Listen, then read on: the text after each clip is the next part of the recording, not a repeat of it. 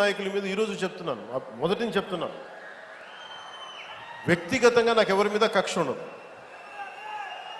మనస్ఫూర్తిగా నా గుండెల మీద ఆత్మసాక్షిగా చెప్తా, నాకు ఎవరి మీద కోపం ఉండదు. కానీ మీరు సగటు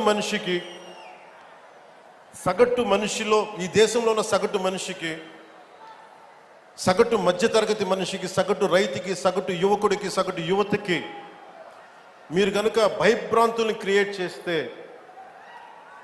దాన్ని ఎదుర్కొనే కదా ఇక్కడ దాకా వచ్చాం. మీకు 151 సీట్లు వచ్చినప్పుడు కదా, నేను 2 చోట్ల ఓడిపోయినప్పుడు కదా మేము ఎదుర్కొని బలంగా నిలబడింది.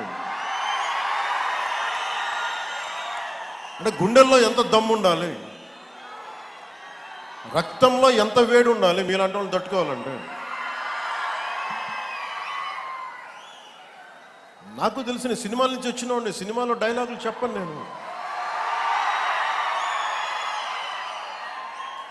పుత్తుకలు కోసేస్తాం, మిడకాయలు కోసేస్తాం అంటే కోయడానికి మేమేమన్నా చొక్కా ఇప్పి చూపిస్తామా?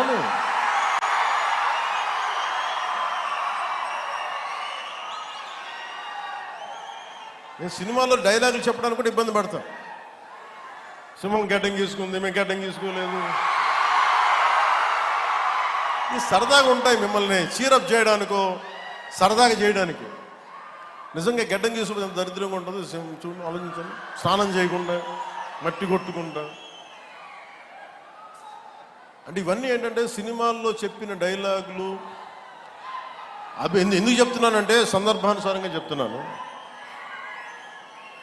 ఖచ్చితంగా మీరు అద్భుతమైన పాలన చేసి కనుక ఉండుంటే మీరు 11 సీట్లకు వచ్చేవాళ్ళు కాదు. మీరు అంటే ఇది రెలవెంట్ కాబట్టి చెప్తున్నా.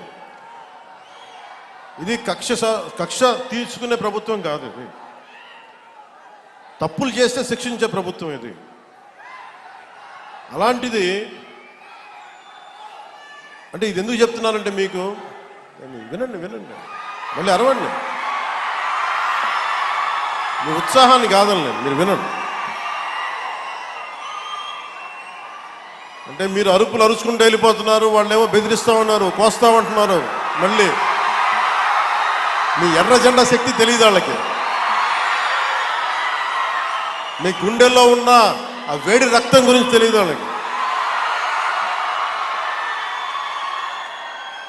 అంటే కడుపు కాలి ఉన్నవాడికి కష్టపడి పనిచేద్దాం అనుకున్నా మళ్ళీ తిరిగి కోపం తెప్పించుకోండి. పని చేసుకుని తల ఉంచుకొని పని చేసుకుంటూ వెళ్ళిపోతున్నాం. నిజంగా 11 సీట్లు ఇచ్చిన ఆ పార్టీగా మేము గౌరవిస్తున్నాం. ఈ ప్రభుత్వం గౌరవ ముఖ్యమంత్రి